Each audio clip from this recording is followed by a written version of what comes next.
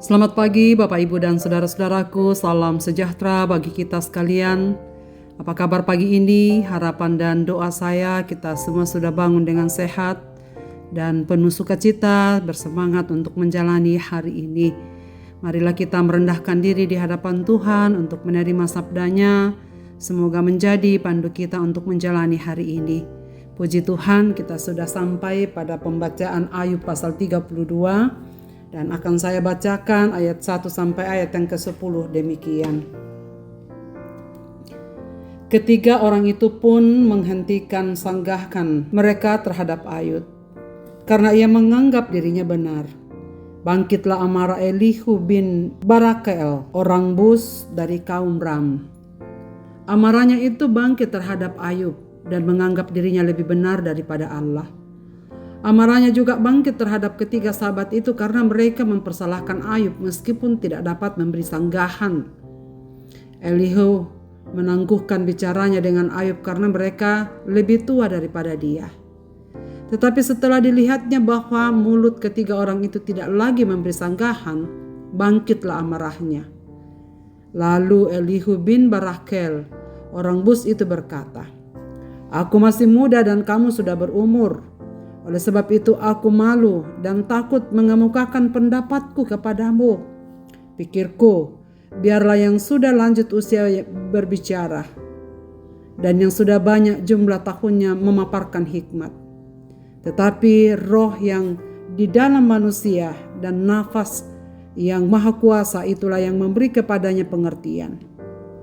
Bukan hanya orang yang lanjut umurnya yang mempunyai hikmat, bukan hanya orang yang sudah tua yang mengerti keadilan.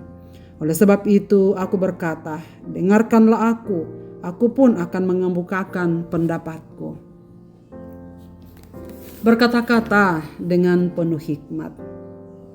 Saudara-saudaraku, jika melihat orang tua yang sedang berdiskusi serius, apa yang kita lakukan sebagai orang yang lebih muda? Tentu banyak jawabannya. Mungkin diam karena merasa tidak pantas ikut perbincangan orang tua. Mungkin juga gemas sebab ingin juga berpendapat. Pada umumnya, usia seseorang seringkali menjadi patokan atas kepercayaan orang lain kepadanya. Semakin tua usia seseorang, maka ia akan dipandang lebih bijaksana serta berpengalaman dari yang berusia lebih muda. Teks yang kita baca pada pagi ini menolong kita untuk melihat bahwa hikmat dan kebijaksanaan seringkali tidak selalu berpadanan dengan usia seseorang. Kedewasaan dan kematangan berpikir serta bertindak seseorang seringkali tidak ditentukan usianya, melainkan berdasarkan pada kesediaan seseorang itu berproses serta mengandalkan Allah dalam hidupnya. Sebagaimana yang dikatakan dalam kitab Ayub pasal 28. Ayat 28. Ia berkata, kepada manusia ia berfirman, sesungguhnya takut akan Tuhan itulah hikmat dan menjauhi kejahatan adalah akal budi. Jadi yang berhikmat adalah orang yang takut akan Tuhan dan menjauhi kejahatan, bukan karena usianya yang banyak. Bacaan ini menampilkan tokoh baru di tengah-tengah dialog yang terjadi antara Ayub dan sahabat-sahabatnya. Namanya Elihu, seseorang yang nampaknya lebih muda dari Ayub serta sahabat-sahabatnya itu. Cukup lama diam dan mendengar percakapan mereka. Akhirnya Elihu merasa harus bicara dan tampil di tengah-tengah perdebatan keras yang sedang terjadi. Hikmat memang tidak selalu sejalan dengan usia. Walaupun Elihu yang lebih muda awalnya memang bungkam karena menghormati yang lebih tua. Namun akhirnya ia angkat bicara karena ketiga sahabat Ayub gagal memberikan solusi.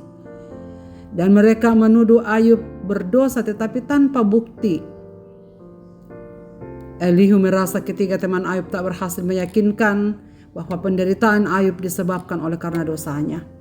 Kemunculannya juga dilatar belakangi keresahannya karena melihat Ayub yang selalu merasa benar dan ketiga sahabat Ayub yang menyerah untuk meyakinkan Ayub.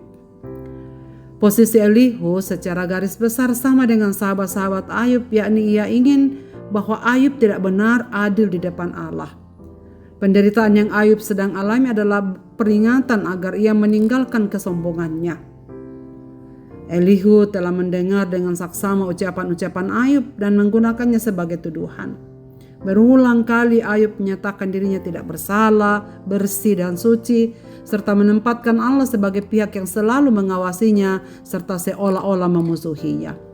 Menurut Elihu, sumber pengertian sejati menyadari bahwa hikmat bukan sekedar soal pengalaman atau umur, melainkan karunia dari Roh yang Maha Kuasa yang memberikan manusia pengertian. Dasar inilah yang membuat Elihu berbicara.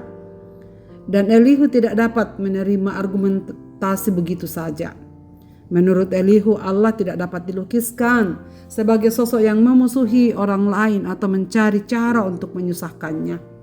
Allah jauh di atas makhluknya dan tidak boleh dipersalahkan. Secara filosofis dan teologi, pendapat Elihu ini bisa diterima.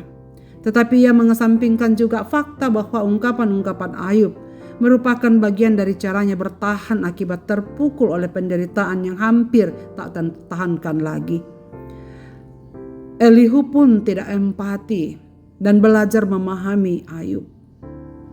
Pada akhirnya, Elihu hanya mengulangi pola yang sama yang telah dipakai oleh sahabat-sahabat Ayub. Di sini kita belajar bahwa sumber pengertian sejati benar apa yang dikatakan Elihu, Roh yang Maha Kuasa yang memberikan manusia pengertian. Saudara-saudaraku pendengar renungan pagi yang dikasihi Tuhan, Elihu mengakui dan menyadari sumber pengertian sejati bukanlah soal bagaimana kita hidup dan berapa lama kita hidup, tapi seberapa Roh itu menuntun dan memberikan kuasa di dalam perkataan-perkataan kita. Jadi keberanian dan kesempatan untuk berbicara tentang segala sesuatu dalam hidup kita jelas bukanlah karena usia. Meskipun demikian, seseorang tetap harus mengolah kata-katanya dengan baik serta menyampaikannya dalam hikmat dan kerendahan hati. Tanpa keduanya, ucapan-ucapan kita pun dapat menjadi penghakiman sepihak dan kata yang menyakitkan serta menusuk hati seperti yang terjadi pada Elihu. Jika mendengar hal-hal yang mungkin tak sesuai dengan pikiran kita, perlu bersabar untuk mendengar. Tidak terburu-buru untuk berbicara dan berespons. Sebab perkataan yang kita katakan dengan gegabah seringkali bukanlah yang tepat, yang pada akhirnya membuat kita menyesal terlalu cepat bertindak dan berkata-kata. Karena itu saudara-saudaraku yang saya kasihi, jika hikmat berasal dari Allah, maka kita perlu meminta hikmat-Nya agar menuntun kita dalam berkata-kata dengan penuh kebijaksanaan agar dapat menjadi berkat bagi sesama. Kata-kata yang penuh empati akan menolong seseorang sadar akan apa yang sedang dialami dan dengan demikian dapat bertindak untuk semakin baik menjalani kehidupan yang mungkin sekali berat di hadapannya. Jadi saudara sekalian, marilah kita merendahkan diri untuk meminta hikmat daripadanya. Bapa di sorga, terima kasih banyak untuk firman-Mu pada pagi hari ini.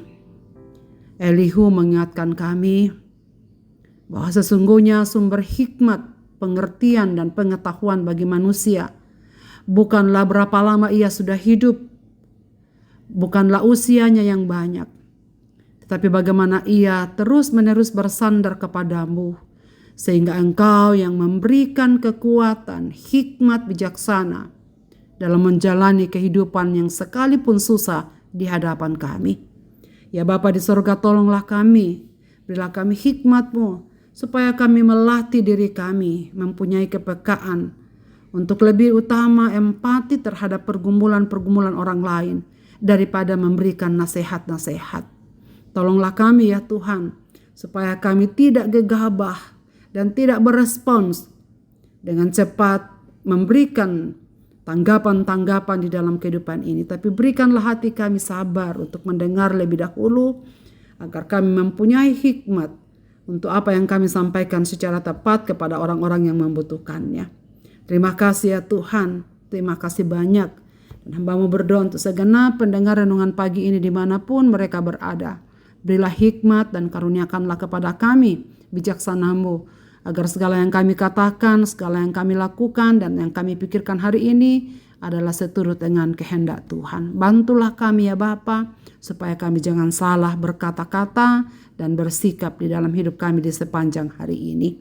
Kami serahkan diri dalam tangan-Mu, di dalam nama Yesus Kristus Tuhan dan Juru Selamat kami berdoa. Amin. Selamat beraktivitas Bapak, Ibu, dan saudara-saudaraku. Tuhan Yesus memberkati kita sekalian dengan firman ini.